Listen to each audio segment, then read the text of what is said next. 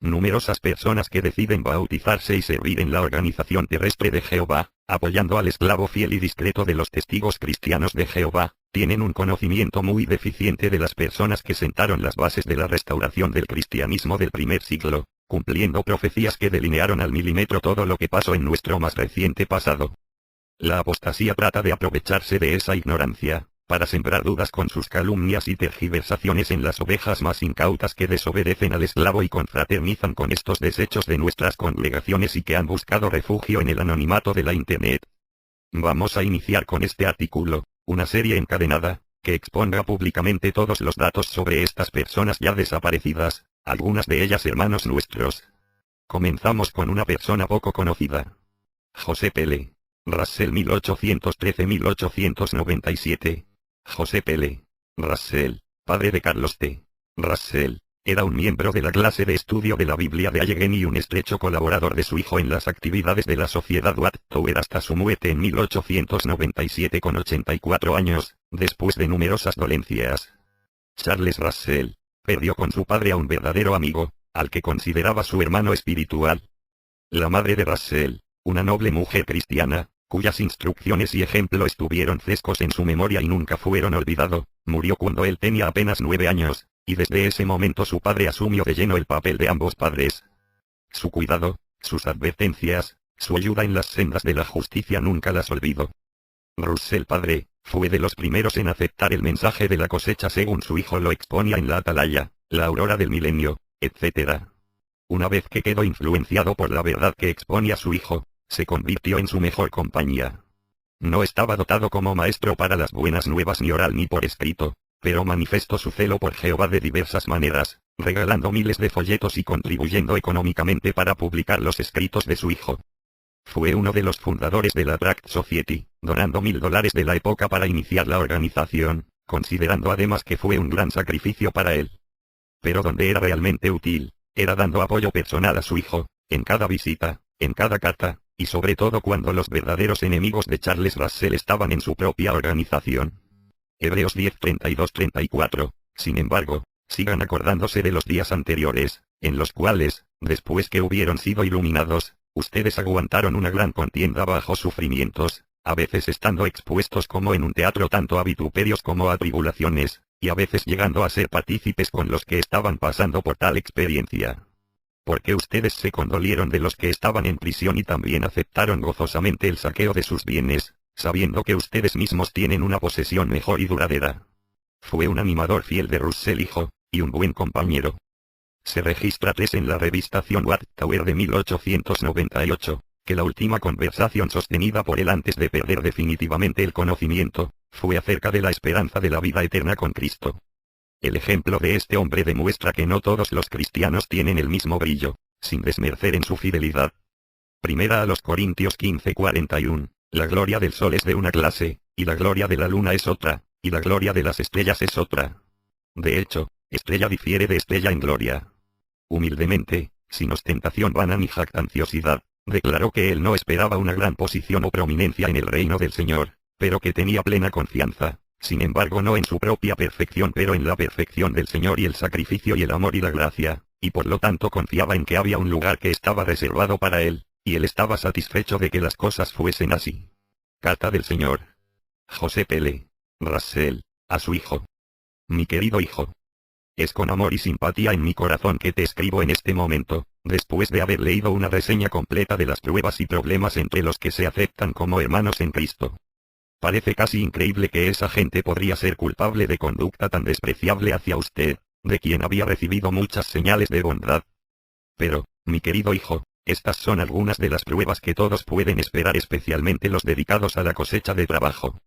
Estoy orgulloso de la noble defensa que usted hace en reivindicación de su conducta, y sobre todo por la causa de la verdad a todos nos gusta tanto. Estoy seguro de que usted saldrá de este ensayo más brillante y más apreciado en su carácter y las obras de lo que nunca antes. El buen Dios, que ha estado probando sus obras, le promoverá aún más altos honores en su reino.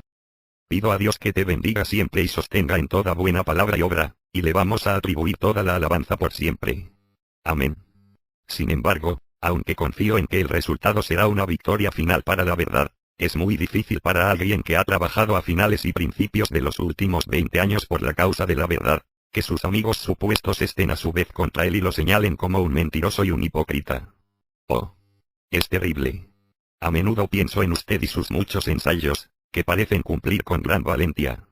Pero es solo con una conciencia aprobada que un hombre puede soportar considerables cosas, sobre todo si el Señor está de su lado para ayudar y fortalecer. Le ruego que transmita a su querida esposa mis sinceras felicitaciones por su noble defensa de su marido y la causa de la verdad en esta prueba difícil. Con cariño y felicitaciones de todos nosotros, su padre amoroso. José L. Russell. 15 de julio 1906 Zut, Sociedad Watchtower. Maria F. Russell 1850-1938. En 1879, Charles Taze Russell se casó con Maria Frances Ackley. La apostasía ha hecho bandera de sus calumnias, del matrimonio de Russell, señalándole acciones que jamás cometió.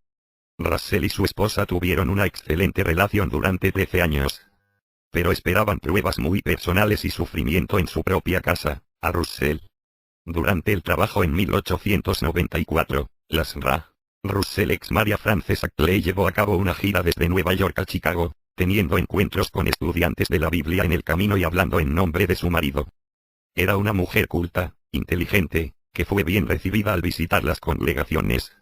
Después que un antiguo socio había extendido falsedades sobre el hermano Russell, ella incluso pidió permiso a su esposo para visitar una serie de congregaciones para responder a los cargos, ya que se había afirmado que la maltrataba. La señora Russell fue una de los directores de la sociedad Watchtower y desempeñó trabajo como secretaria y tesorera por algunos años. También fue colaboradora habitual de las columnas de la Atalaya de Sion y durante un tiempo fue editora asociada de la revista. Finalmente, buscó tener voz más fuerte en lo que debería ser publicado en la Watchtower.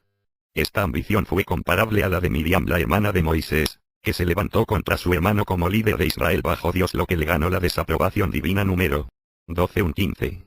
Que había contribuido a esta actitud por parte de la señora de Russell. Yo no era consciente en aquel momento, escribió Russell en 1906, pero aprendió a posteriori que los conspiradores trataron de sembrar semillas de discordia en el corazón de la esposa por la adulación, mujer con derecho a tener argumentos, etc. Sin embargo, cuando se produjo el choque en 1894, fue la providencia del Señor y me perdonó la humillación de ver a mi esposa entre los conspiradores. Poco a poco parecía llegar a la conclusión de que no era adecuada para escribir columnas en la Watchtower excepto lo que ella había escrito, y yo estaba continuamente hostigado con sugerencias de modificaciones de mis escritos. Me duele tener en cuenta esta disposición creciendo tan ajena al espíritu humilde que le caracterizaba durante los primeros 13 años felices cuando se dio cuenta de que nada de lo que escribió se publicaría a menos que su esposo, el editor de la revista, estuviese de acuerdo con su contenido sobre la base de su coherencia con las escrituras. La señora Russell se convirtió en muy poco cooperativa, y continuaron tensas relaciones. Pero a principios de 1897 enfermó y su esposo le dio mucha atención. Esto le dio alegría y sintió que este tipo de atención tocaba su corazón y restauraba su relación. Cuando se recuperó, sin embargo, la señora Russell llamó a un comité y se reunió con su marido especialmente con el objetivo de contar con apoyo de los hermanos sobre que tenía el mismo derecho a escribir columnas en la Watchtower y que yo estaba haciendo mal al negarle las libertades que ella deseaba, escribió Russell. La situación resultó, sin embargo, en que ella le dijo al comité que ni ellos ni otras personas tienen derecho a interferir en la gestión de su marido de la Watchtower. Russell dijo que, en sustancia, a pesar de no estar de acuerdo con el comité, trataría de ver las cosas desde su punto de vista. Russell también informó. Entonces le pregunté en presencia del comité si se daban la mano. Ella dudó, pero finalmente me dio la mano. Entonces le dije: ahora, me besas, querida, como una muestra del grado de cambio mental que has indicado. Una vez más ella dudó, pero finalmente lo hizo y me besó, y de esta manera se manifestó la renovación de afecto en la presencia de su comité. Comilla doble. Más tarde, a petición de la señora de Russell, su marido organizó una reunión semanal de las hermanas de la iglesia de Allegheny con ella como su líder. Esto dio lugar a problemas de circulación de comentarios difamatorios sobre Russell. Sin embargo, esta dificultad también se resolvió. Eventualmente, sin embargo, el creciente resentimiento llevó a la señora Russell a cortar su relación con la sociedad Watchtower y con su marido. Sin previo aviso, se separó de él en 1897, después de casi 18 años de matrimonio. Durante casi 7 años que vivió separado, Russell proporcionó un hogar independiente para ella y también los medios económicos para su manutención. En junio de 1903 la señora Russell presentó en el Tribunal de Causas Comunes en Pittsburgh, Pensilvania, una demanda de separación legal. Durante abril de 1906, el caso llegó a juicio ante el juez Collier y un jurado. Casi 2 años después, el 4 de marzo de 1908, se emitió un decreto que fue diseñado y el lenguaje del decreto es: ahora es ordenado, decidido y decretado que María F. Russell, el litigant, y Charles T. Russell, el demandado, se separó de cama y comida. Comilla doble separado de cama y comida es la lengua del decreto y el expediente de las entradas hechas por el secretario del tribunal. Esta fue una separación legalizada y nunca hubo un divorcio absoluto, como algunos erróneamente han tergiversado. Ley de Bouvier Diccionario Bancos Baldwin Ley Publishing Company, 1940, define la acción como un divorcio parcial o calificados, por el cual las partes están separadas y se les prohibió vivir o convivir juntos, sin afectar el matrimonio mismo. Un beato. Com. 440. Página 314, en la página 312 dice que puede más bien calificarse de una separación legal. Comilla doble. Se comprende perfectamente que el tribunal no concedió un divorcio absoluto a Russell, sino que se trataba de una separación legalizada. En Dublín, durante una gira en 1911 de Irlanda, se le preguntó: ¿es cierto que usted está divorciado de su esposa?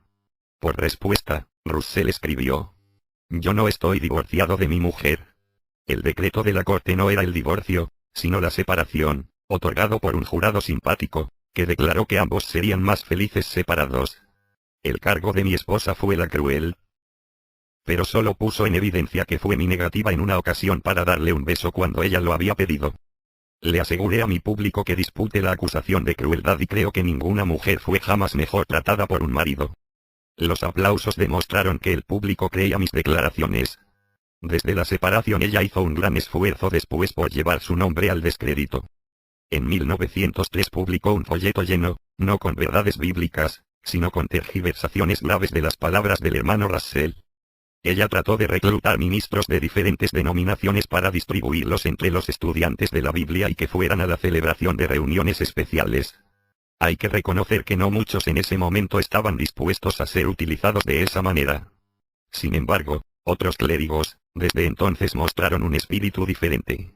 La señora Russell hizo uso de ciertas declaraciones sin fundamento hechas durante los procedimientos judiciales en 1906, declaraciones que fueron eliminadas de los registros por orden de la corte, y algunos opositores religiosos del hermano Russell publicaron acusaciones destinadas a hacer creer que él era un hombre inmoral y por lo tanto no apto para ser un ministro de Dios.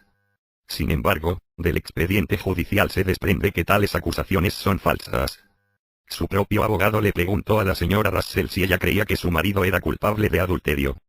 Ella respondió: no. También es digno de mención que cuando un comité de ancianos cristianos escuchó los cargos de la señora de Russell contra su marido en 1897, no hizo mención de las cosas que más tarde declaró en la corte con el fin de persuadir al jurado que se le debía conceder el divorcio, aunque estos supuestos incidentes ocurrieron antes de esa reunión. Lo que ocurrió en el funeral de Russell en Pittsburgh en 1916 también es significativo en este sentido. Anna K. Gardner, cuyos recuerdos son similares a las de los demás presentes, nos dice: un incidente se produjo justo antes de los servicios en el Carnegie Hall que refutó mentiras que se dijeron en documentos sobre el hermano Russell. La sala se llenó mucho antes de la hora de comienzo para los servicios y, a continuación, una figura velada fue vista caminando por el pasillo hacia el féretro y llevaba algo. Era un manojo de lirios del valle, flor favorita del hermano Russell. Había una cinta adjunta, diciendo: para mi querido esposo fue la señora Russell. Nunca se había divorciado y se trataba de un reconocimiento público. William H. Conley 1840-1897. Fue un filántropo e industrial de Pittsburgh. Estaba casado con Sarah Sapphire. Juntos, proporcionan apoyo organizativo y financiero a las instituciones religiosas en los Estados Unidos. William Conley fue entrenado por su tío en el negocio de impresión durante 10 años. Conley fue copropietario de la compañía Ritter Conley, que proporcionaban productos de acero fabricados durante la Segunda Revolución Industrial. Los Conley celebraban con frecuencia reuniones de oración y eventos en su casa. El ministro adventista George Stetson vivió un tiempo con los Conley durante un periodo prolongado de enfermedad hasta su muerte. La casa Conley se mantuvo abierta a veces por semana dando apoyo a las actividades religiosas y de caridad. Según John Swartzauer, las celebraciones anuales de la conmemoración de la muerte de Cristo se celebraron en la casa de los Conley. La casa misional de los Conley fue descrita como Betel, literalmente, casa de Dios. La primera mención registrada de Betel, en asociación con Conley, apareció en 1890, en referencia a la casa misionera de la señorita Lucky Danne, creada por William y Sarah Conley en Jerusalén. Desde 1881 hasta 1884, Conley fue el primer presidente de John Swartzauer Tract Society. Charles Taft Russell, quien inicialmente desempeñó como secretario tesorero de la sociedad, había sido editor y redactor del buque insignia de los periódicos de la sociedad, John Swartzauer, hoy conocida como la Atalaya, desde 1879, y más tarde afirmó que la sociedad se inició en 1880 y había estado funcionando de manera informal, incluso antes de eso. En diciembre de 1884, la sociedad se constituyó con Russell como presidente. En 1896, la sociedad cambió su nombre al de Watchtower Bible and Tract Society, y más tarde se asoció con los Testigos de Jehová. La asociación William Henry Conley con Russell fue breve, pero significativa. Conley estuvo asociado con la Iglesia Luterana en Plymouth, Michigan.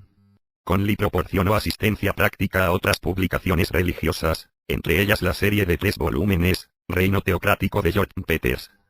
Peters se dedicaba al trabajo en parte a Conley, que afirmaba estar profundamente agradecido por la simpatía y la ayuda material en el procesamiento y publicación de la obra. Siendo Conley todavía presidente de la sociedad, en mayo de 1883 cuestionó en la Atalaya de Sion el trabajo de Peters, recomendando que los lectores no compraran sus obras. Cuando se reunían las partes interesadas en torno a Russell en un independiente estudio de la Biblia, hubo inicialmente 5 personas, incluido él mismo, su padre, su hermana Margaret, y el hermano y hermana Conley. John Swartzauer Tract Society se formó el 16 de febrero de 1881, con Conley como presidente y Russell como secretario y tesorero. Se hicieron arreglos para la impresión por empresas comerciales en varias ciudades de Pensilvania, Nueva York y Ohio, así como en Gran Bretaña. En 1884, John Swartzauer Tract Society se constituyó legalmente, con Russell como presidente, y su carta de constitución demuestra que es más que una sociedad editorial. Su verdadero objetivo era religioso, había sido creada para la difusión de las verdades de la Biblia en varios idiomas. Se decidió incorporarla bajo las leyes del estado de Pensilvania para que, como un instrumento jurídico, no dependiese de la vida de cualquier persona, y así podría llevar a cabo los trabajos de expansión y distribución de la literatura bíblica. Este fue finalizado por el Tribunal de Causas Comunes número 1 del Condado de Allegheny, Pensilvania, el 13 de diciembre de 1884. En 1894, Russell presentó una carta de Conley como escrita por un miembro de la primera clase de la Biblia de Allegheny en lugar de primer presidente de la sociedad. Después de la muerte de Conley en julio de 1897, John Swartzauer no publicó ningún obituario, ni ninguna declaración sobre la participación de Conley con la sociedad. William Conley se abrió camino de tenedor de libros y copropietario de la compañía Writer Conley, un proveedor mundial para la perforación, la minería, la manufactura y las industrias marinas. Conley también fue director y accionista del Banco Nacional de Tercera Allegheny. William y su esposa estaban activos en varias organizaciones benéficas de Pittsburgh, incluyendo un orfanato y escuela para los niños afroamericanos, así como un hospital local. William Henry Conley contrajo la gripe a principios de 1897, de la que nunca se recuperó por completo. Su salud se mantuvo relativamente estable hasta junio, momento en el cual sufrió una recaída, después de lo cual rara vez salió de su casa. Él tuvo que guardar cama en la última semana de su vida y en la tarde del 25 de julio de 1897, su salud declinó rápidamente, y murió a las 8:30 p.m. Un servicio funeral se llevó a cabo en su casa en Pittsburgh. William Conley fue sobrevivido por su esposa Sarah. Después de un periodo de enfermedad prolongada, Sarah Conley murió el 1 de octubre de 1908. En honor a la memoria de su marido, la señora Conley dejó gran parte de su propiedad por un valor estimado de casi $500,000 equivalente actual, alrededor de 12-18 millones de dólares, a la Iglesia Willie Avenida y el Instituto de la Biblia de Pittsburgh.